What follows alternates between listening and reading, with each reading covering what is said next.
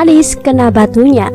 Pendukung setianya lama-lama bakal enek juga karena saban hari atau saban jam disuguhi penghiburan berseri tanpa henti.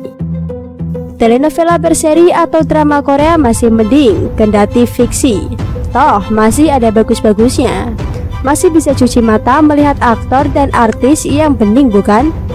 Tapi di DKI ini benar-benar mengerikan dan horornya melebihi film horor. Masih mending gubernur ada tampang kerennya. Sudah nggak keren, cerewetnya dan janji palsunya ngalahin tukang jual obat dan sales panci, plus memakai modus agama dan memainkan politik dengan para kelompok yang malah jadi peneliku NKRI. Makin seram dan horor yang amat mengerikan di DKI itu karena korbannya adalah rakyat kecil yang dibohongi tiada henti. Sudah dibohongi soal janji rumah DP 0 yang ternyata nol besar, dilanjutkan dengan obral kebohongan masif saat banjir sampai akhir tahun 2019, lalu berlanjut banjir berderet di tahun ini. Bukti janji atasi banjir nol besar. Puncak pameran kebohongan itu tak hanya secara nasional, tapi juga diekspor ke luar negeri sampai Australia. Drama yang menunjukkan dirinya yang seolah terdepan dalam menangani pandemi COVID-19 ini sangat menjijikan dan memualkan. Koplaknya, drama penghiburan itu sudah dipertunjukkan di depan Najwa Shihab, Deddy Corbuzier, Berita Gilbert, dan juga Ustadz Agim. Semua kena bohong telak dan mereka sendiri mendukung penuh aksi penghiburan Anies. Mereka pun tak pernah mengingatkan janji Anies yang palsu atau mengoreksinya.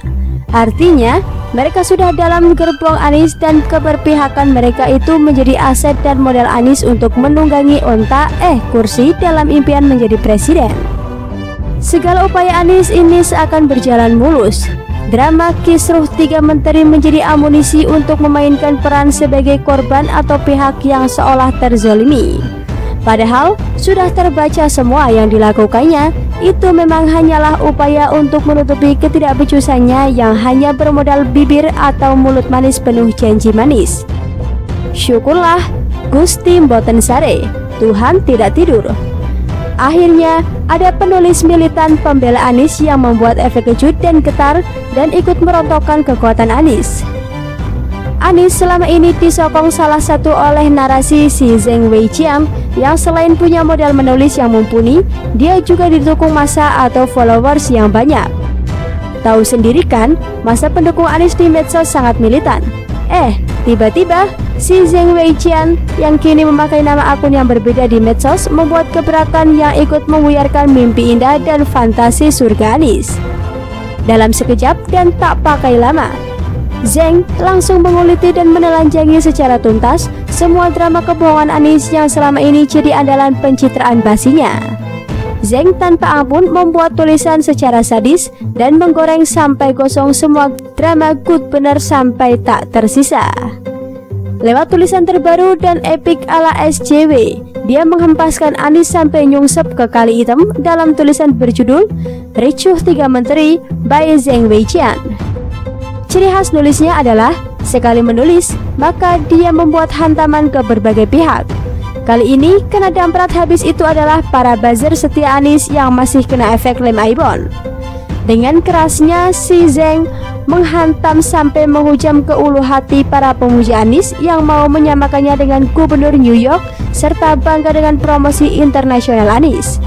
Tanpa ampun langsung digaruk dan disikat si Zheng, sampai tagar dan sanjungan Anies itu gosong bak lubang hitam di luar angkasa.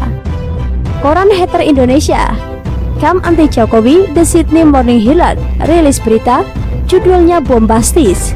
Anies Baswedan dirintangi tes web, hoax. Lalu disamakan dengan Andre Cuomo, Gubernur New York COVID-19, hotspot 22.000 orang tewas. Ngeri cuy. Zheng Weijian sebenarnya sudah hafal semua permainan dan seluk-beluk pencitraan Anies yang dibangun di atas kebohongan. Permainan politik yang sangat kotor itu bisa jadi sudah membuat si Zheng Weijian sangat gerah. Dari pihak BPK yang ikut membantu drama Anies yang sudah dibongkar dan dilucuti oleh staf Sus Sri Mulyani, habis sudah pencitraan dengan menunggangi pandemi corona. Semuanya berbalik mengeroyok habis dan merontokkan drama pencitraan menuju kursi kepresidenan. Lama-lama bakal banyak pendukung Anies yang meninggalkannya karena kebohongannya terus dipamerkan dan jumlah korban terus bertambah. Kualat dan kenapa tuh kehilangan Anies? Bagaimana menurut Anda?